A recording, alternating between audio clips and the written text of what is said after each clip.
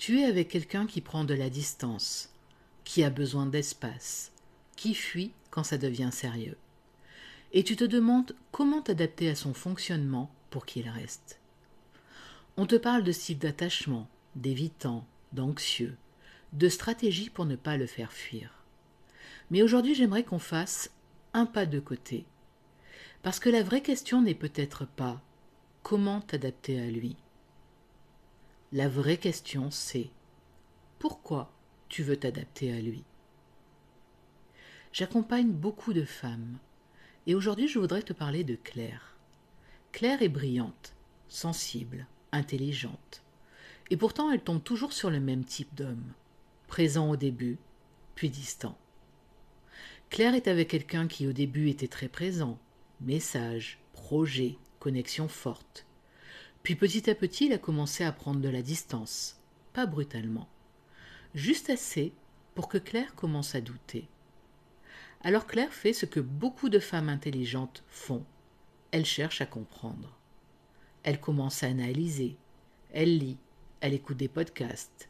Elle apprend son style d'attachement. Elle se demande, est-ce qu'il est évitant? Est-ce que je lui en demande trop? Est-ce que je devrais lui laisser plus d'espace? Si je comprends comment il fonctionne, je vais réussir à l'aimer correctement. En réalité, Claire ne cherche pas à mieux aimer. Elle cherche à se rassurer. Parce qu'à ce moment-là, Claire n'est déjà plus dans la relation. Elle est dans l'analyse. Et sans s'en rendre compte, elle commence à se suradapter. D'un point de vue psychologique, ce qui se passe chez Claire, c'est très clair.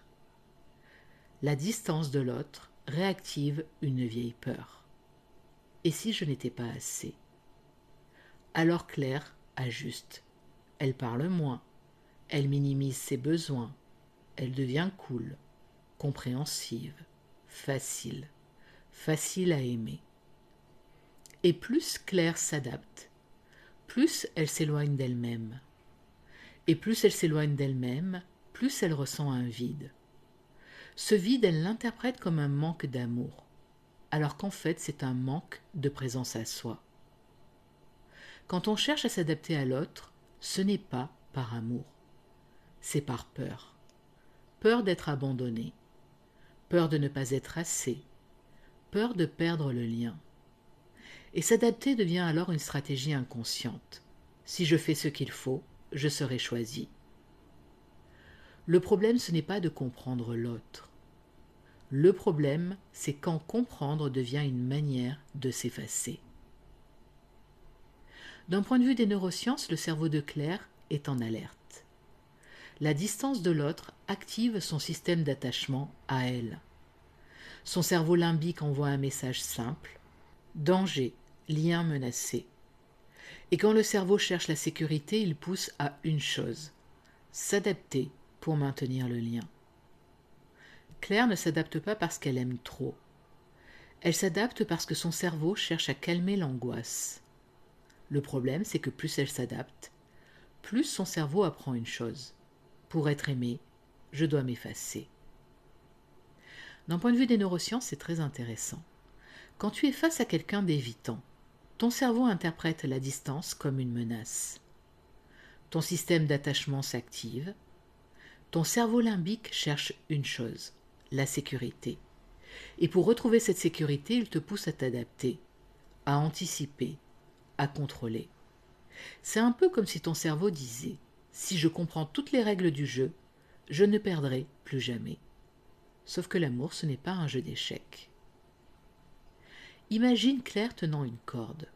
De l'autre côté, il y a cet homme qui avance, puis recule. À chaque fois qu'il prend de la distance, Claire tire un peu plus fort sur la corde. Elle ajuste, elle comprend, elle attend.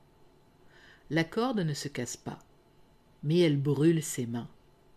Et Claire commence à confondre cette brûlure avec de l'amour.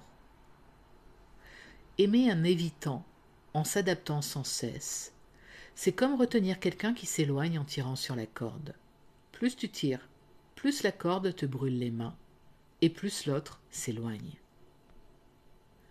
Le problème n'est pas la distance de l'autre. Le problème, c'est le prix que tu paies pour rester. Donc la question n'est donc plus comment aimer en évitant, mais pourquoi ai-je besoin de m'adapter pour être aimé? Quand tu déplaces la question, tu reprends ton pouvoir. Tu passes de comment faire pour qu'il reste à qu'est-ce que je mérite dans une relation. Un jour, Claire se pose une question différente. Pas comment le garder, mais pourquoi ai-je besoin de me tordre dans tous les sens pour être aimée? Et à cet instant précis, quelque chose change. Claire ne regarde plus l'autre. Elle se regarde. Et elle réalise que le vrai prix de cette relation, ce n'est pas la distance de l'autre. C'est son propre effacement. Maintenant, imagine que tu changes de point de vue. Imagine que la prochaine fois que quelqu'un prend de la distance, tu ne te demandes plus qu'est-ce que je dois faire pour qu'il reste, mais est-ce que cette relation me respecte tel que je suis? Imagine ce que ça change. Tu parles quand tu en as envie. Tu poses une limite sans trembler. Tu ne t'excuses plus d'avoir des besoins. Alors oui, certaines relations ne suivront pas. Mais celles qui resteront, resteront sans que tu te perdes. Je te propose une réflexion simple aujourd'hui. La prochaine fois que tu as envie de t'adapter, de te retenir, de te modifier, pose-toi cette question. Note-la sur ton téléphone.